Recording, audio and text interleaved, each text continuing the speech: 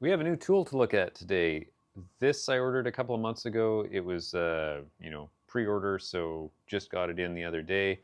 Opened the package, had a look at it, tried it out myself. I think it's going to work fine, but without further ado, I will show you what we got here. We have one of Woodpeckers one-time tools. So you pre-order these, they don't make them afterwards. Sometimes they bring them back, but most of the time you have to order sight unseen. So what this is a set of step gauges. So there's two step gauges in here, well, four technically, but two of them do the same thing. So this one is for your table saw. Same with this one, they're both for table saw or router setup. These two are for your drill press. What that looks like is you would clip this thing together. This would sit on your drill press table, and then you would lower in your drill bit to touch this, and the remainder, so the distance from, grab a pencil here, the distance from here to here is the remainder that's left, if that makes sense. These I'll probably use off and on. Don't think I'll be using it a ton. I use the drill press frequently, but most of the time they're through holes. I'm not usually doing super precise stuff on there, but handy to have. The one I'm actually looking forward to using with my next project that I do is this one here. So this is very similar, same idea. These bases sit on here. This is in a 1/16 increment. So it goes from 1/16 to 1¼ inch. This then sits on over top of your saw blade, and you can adjust accordingly. Probably spin that around.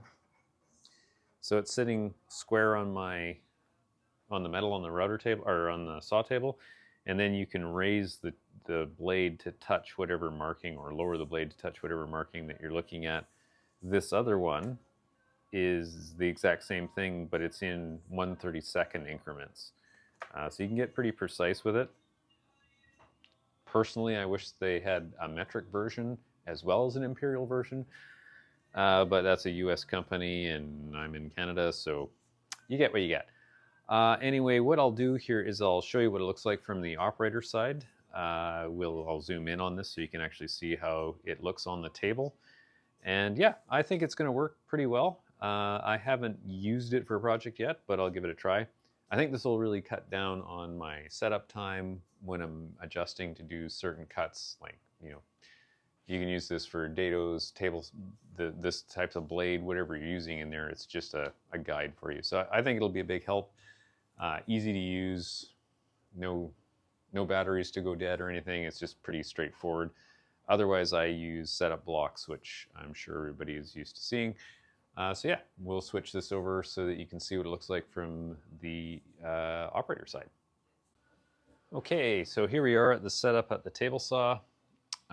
Same thing, it's on the 1/16 gauge one, so as you can see where I'm zoomed in there, that is a 1/2 inch, so I'm just a shade under.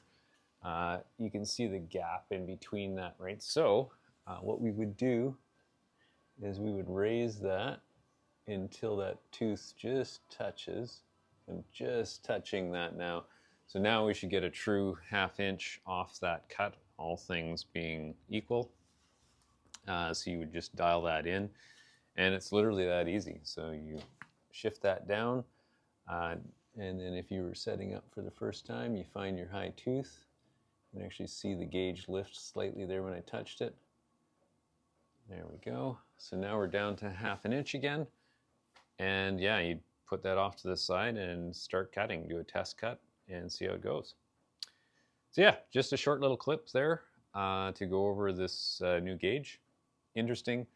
As it goes through, I will update this video, at least with a comment in the description on how I like it.